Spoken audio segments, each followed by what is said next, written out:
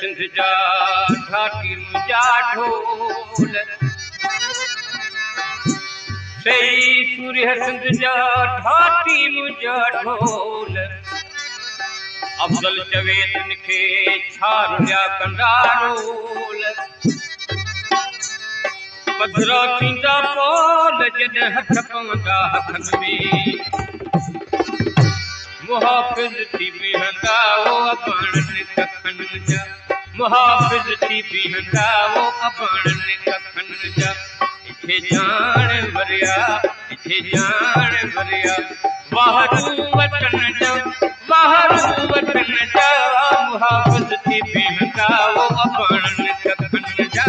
मुहाफ़िज़ थी बीहंदा वो अबाणनि कखनि जा इथे जान वरिया वाहरू वतन जा मुहाफ़िज़ थी बीहंदा वो अबाणनि कखनि जा मुहाफ़िज़ थी बीहंदा वो अबाणनि कखनि जा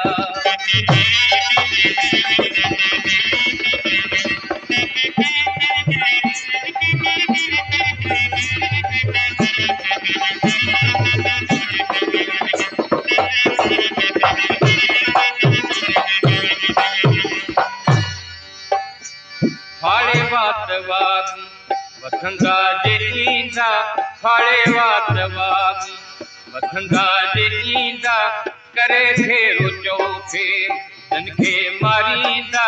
करे फेरो चओ फेर तनखे मारींदा के पांधी सचल जा के पांधी सचल जा के पांधी समन जा के पांधी समन जा मुहाफ़िज़ थी बीहंदा वो अबाणनि कखनि जा मुहाफ़िज़ थी बीहंदा वो अबाणनि कखनि जा इथे जान वरिया वाहरू वतन जा मुहाफ़िज़ थी बीहंदा अबाणनि कखनि जा मुहाफ़िज़ थी बीहंदा अबाणनि कखनि जा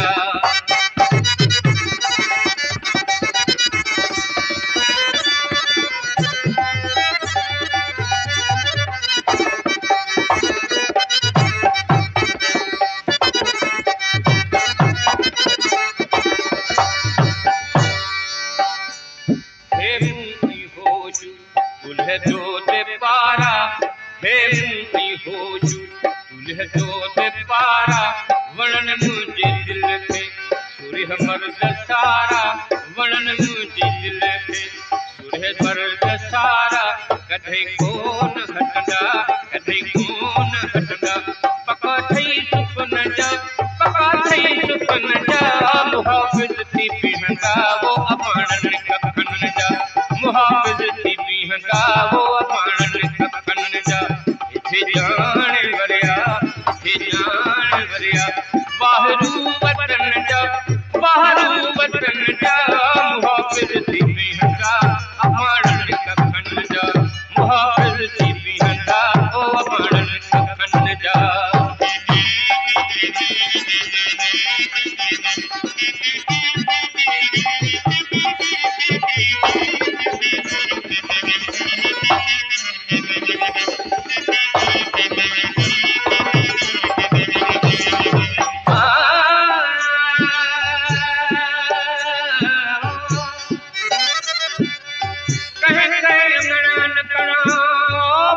छोरी बुक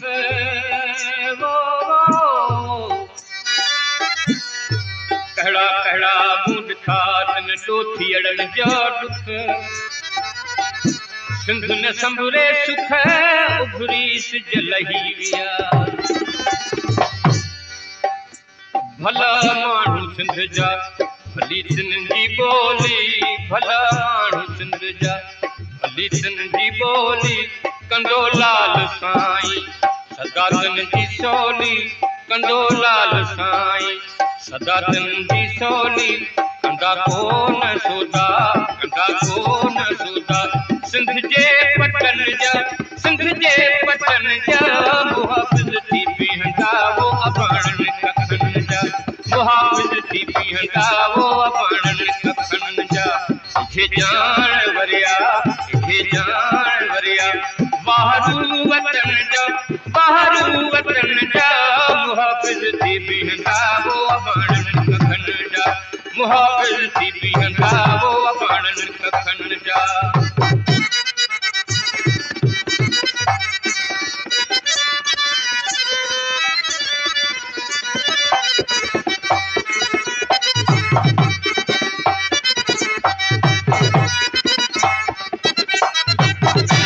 अफ़ज़ल इहे थई सिंधड़ीअ जा वारिस अफ़ज़ल इहे थई सिंधड़ीअ जा वारिस यारी जंहिंसां लाइन कनतनि खे पारिस यारी जंहिंसां लाइन कनतनि खे पारिस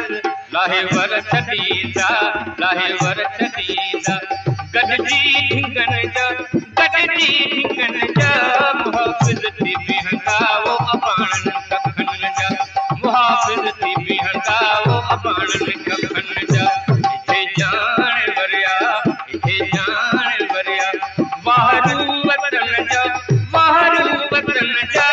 मुहाफ़िज़ थी बीहंदा वो अबाणनि